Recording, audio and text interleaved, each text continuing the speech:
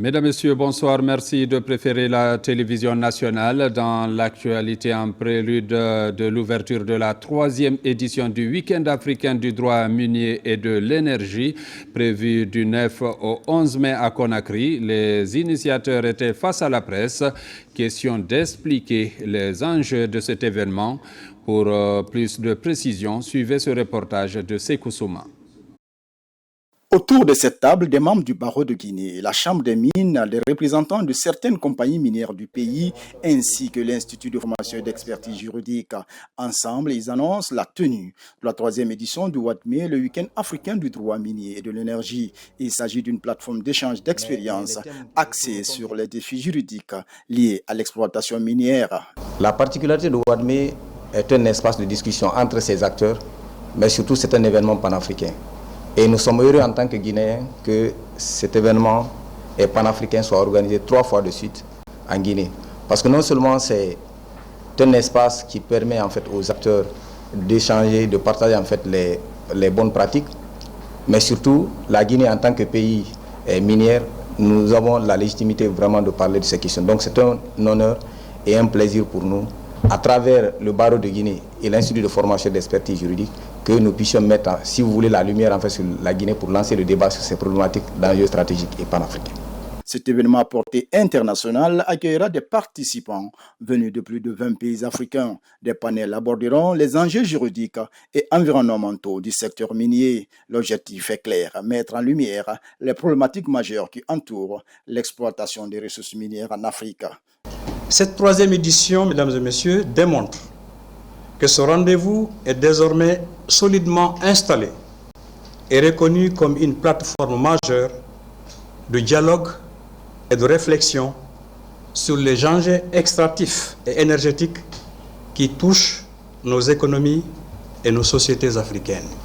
Le secteur minier, à travers la Chambre des mines de Guinée, a tout à gagner dans un tel événement, dans la mesure où c'est une plateforme d'échange, de discussion et de partage d'expériences qui permet d'enrichir le droit en Guinée et surtout de donner plus de capacités et d'outils à nous, du secteur minier, pour pouvoir, dans le cadre des négociations de nos accords et de nos conventions, avoir des positions fortes et des positions acceptables par toutes les parties.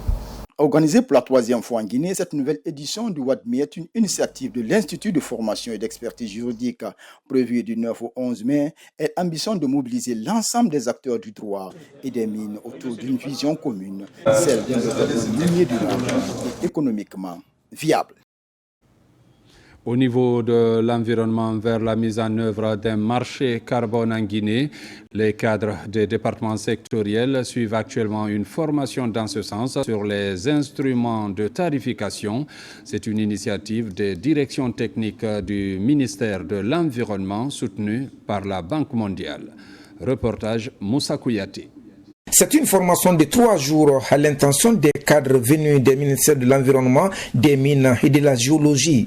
L'idée de ce renforcement des capacités vise à actualiser les connaissances des participants sur les notions de carbone, ce conformément à l'accord de Paris.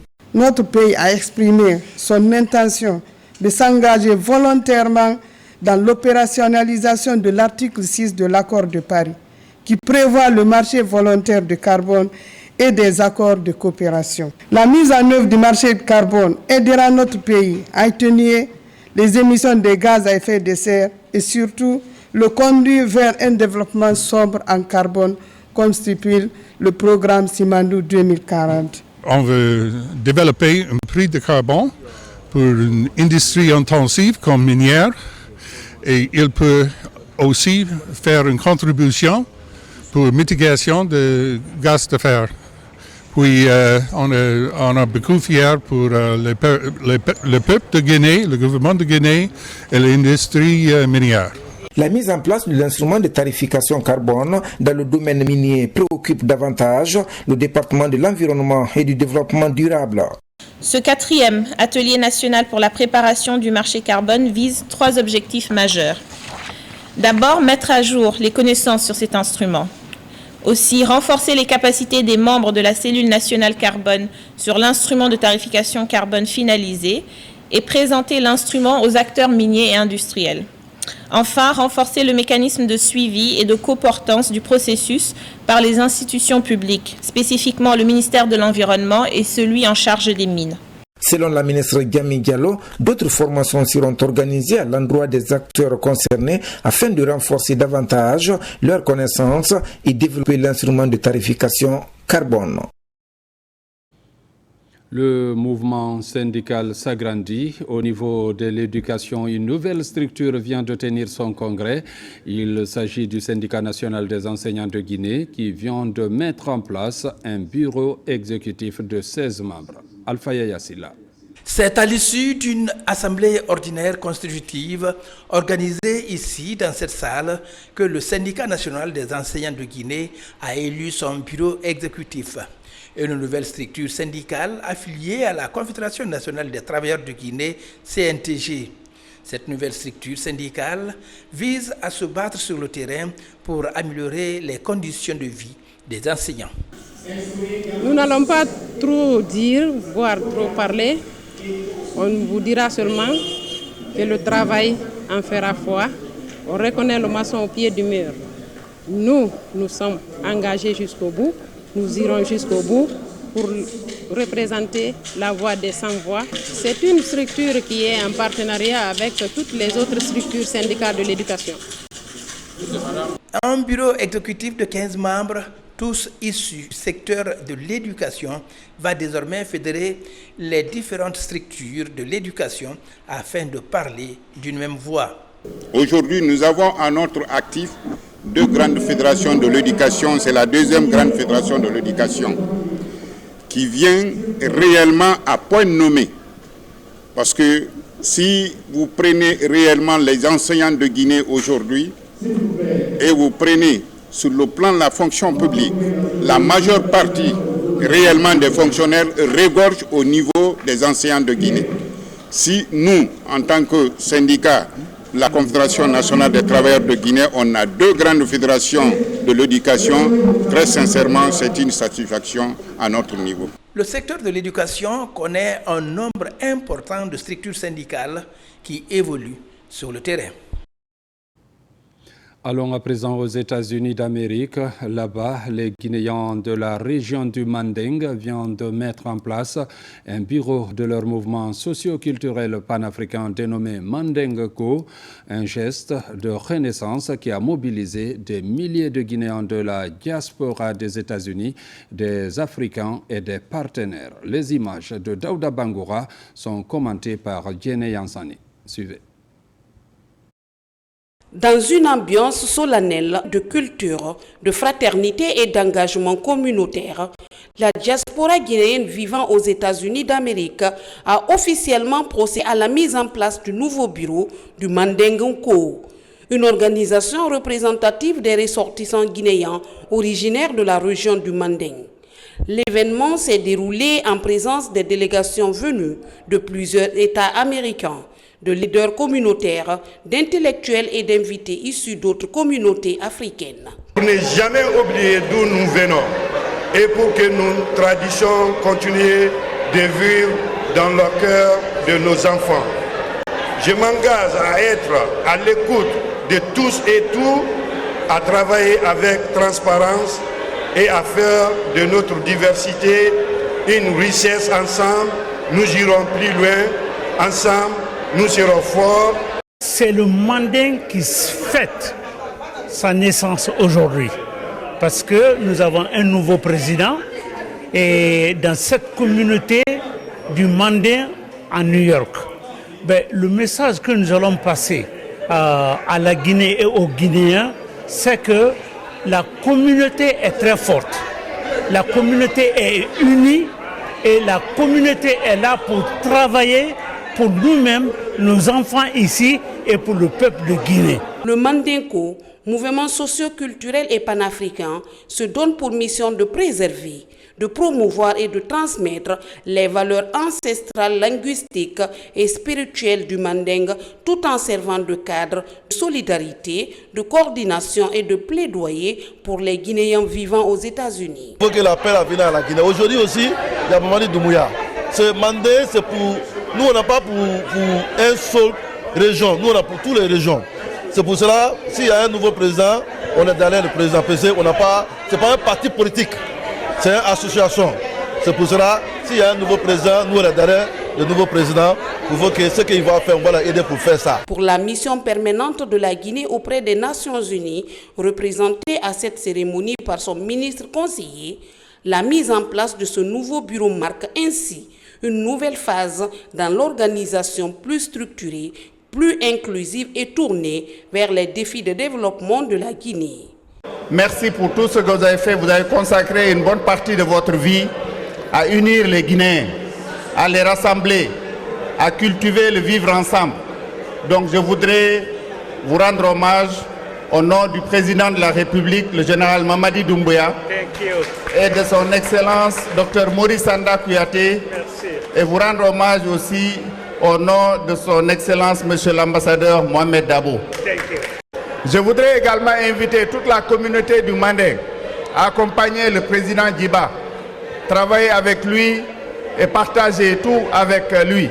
Je vous encourage, la Guinée est une et indivisible. Comme l'a dit le doyen, la Guinée est composée de 4 régions naturelles.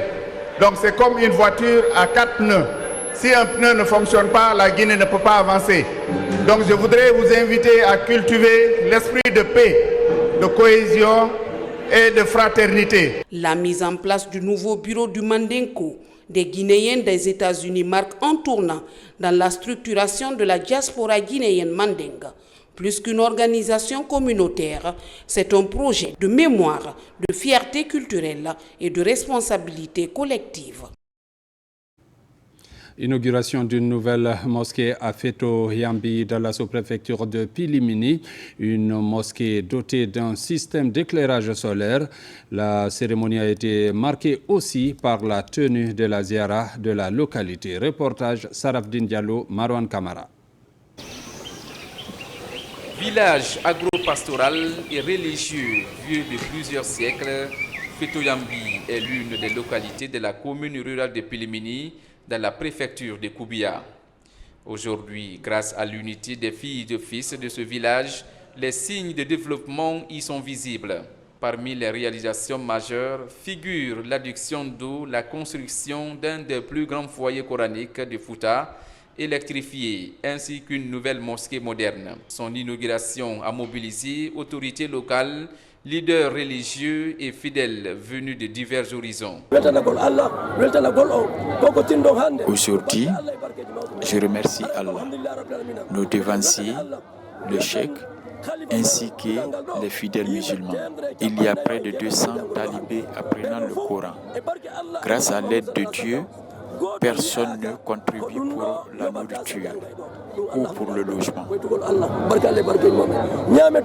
Je suis très heureux de savoir qu'il y a des ressortissants qui encore pensent à leur village d'origine et qui pensent au développement religieux, économique et social de leur village d'origine. Alors là, ça, je suis très heureux. D'une capacité de plus de 500 places, ce lieu de culte va désormais permettre aux talibés et aux habitants de Feto-Yambi et des villages voisins d'accomplir leurs devoirs religieux dans de meilleures conditions. Il y a un engouement, il y a pas mal de monde. Les gens sont venus un peu partout donc pour assister à la ziara et aussi à l'inauguration de la grande mosquée. Donc c'est une satisfaction de joie pour moi d'être là aujourd'hui parmi ma communauté. Pour renforcer la dynamique communautaire et encourager la mobilisation des ressources en faveur du développement local, une nouvelle édition de la Ziara a été organisée. Je suis très fier de vous. Vous avez commencé par le foyer coranique avant de construire cette mosquée, car il est obligatoire de connaître Allah pour mieux l'adorer. Aussi content de participer à cette ziara traditionnelle, faire des prières pour nos devanciers et pour la paix dans le pays. Cette rencontre religieuse a rassemblé autorités, érudits et fidèles venus de toute la Guinée et de la diaspora. À cette occasion, plusieurs lectures du Saint-Coran et prières ont été faites pour la paix et l'unité nationale. À Conakry aussi, spiritualité et engagement citoyen se rencontrent ce week-end à Yimba-Yafaban dans la commune de Matoto. Une lecture du Saint-Coran a rassemblé fidèles et sympathisants autour d'un message de paix et de soutien au président de la transition, le général Mamadi Doumbouya. Reportage Maïmouna Bella Diallo et Eugène Dounamou.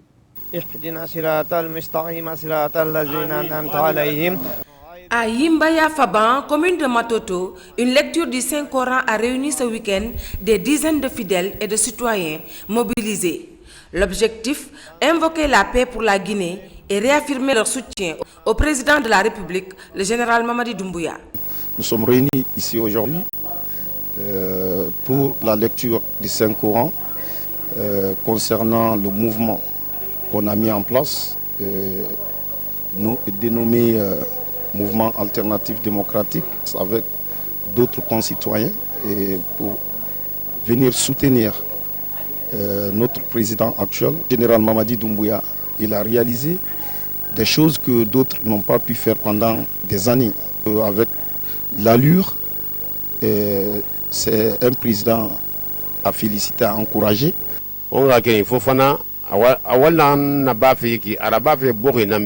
Ce que Fofana est en train de faire, il le fait pour le pays, pour les fils du pays et pour les autorités.